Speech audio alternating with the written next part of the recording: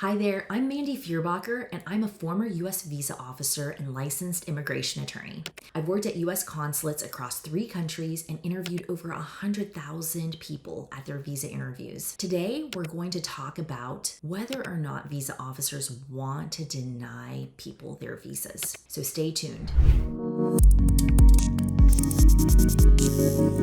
If you like the topic of today's video, and you want to be the first to be notified of new insider information about the U.S. visa process, please hit subscribe to our YouTube channel.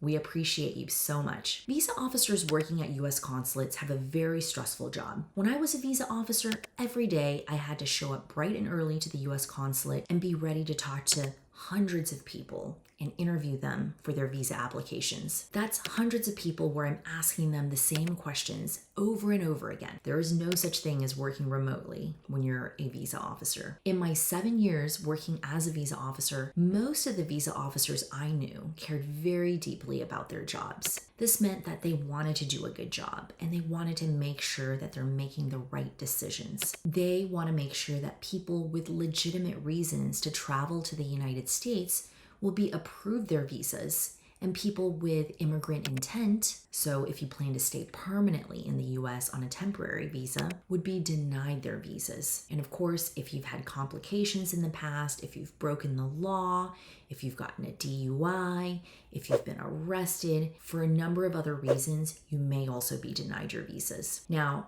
just to be clear, there are some types of visas like the H-1B employment visa or immigrant visas for green cards where intending to live in the United States is okay. But for now, what I'm talking about when it comes to immigrant intent is non-immigrant visas like B1, B2, and F1 visas. So as a visa officer goes through their day interviewing hundreds of people, making this very important decision, they actually, for the most part, don't have personal feelings about whether to approve or deny someone's visa. They are there to do their job, which is to uphold U.S. visa law.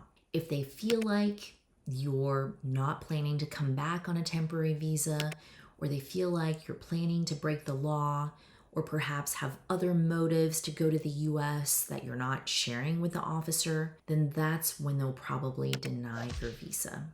It's also really important to understand that there are also times where visa officers may feel very deeply for your situation, and they may even be sympathetic about your situation, but they still can't approve your visa because how they feel personally about your case is actually not relevant to whether or not you're qualified. So to give you an example, someone might be applying for a visa to go to the US because they have a family member over there who is in grave medical condition and perhaps at the hospital, and it's an emergency and they don't have that much time left and this person wants to go visit. I used to get these types of visas all the time, and I would feel so awful for this person because I knew how important it was for them to go to the US to see their family member.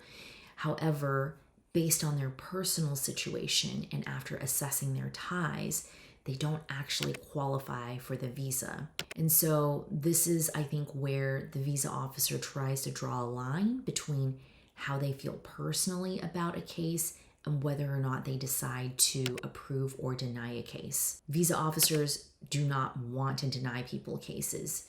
I think most visa officers would prefer to approve all of the visa applications, but unfortunately, they're given this very important responsibility by the US government to make sure that someone qualifies before approving the visa. So the State Department actually calls visa officers human lie detectors because they talk to so many people a day, and often they develop a sixth sense to discern whether someone is telling the truth or not. So you always want to be honest and genuine at your visa interview. It's also really important that you're prepared for your visa interview. This is not really an interview where you want to just go in blindly and, not prepare, not know how you're going to answer the questions. How you communicate with a visa officer and answer the questions is just as important as what the answers actually are. So, quick little plug, this is why Travis and I created the ZF Visa Guides, which are the world's best and most comprehensive visa coaching courses by former visa officers and immigration attorneys. So if you have an upcoming B1, B2 visa interview or an F1 visa interview as a student,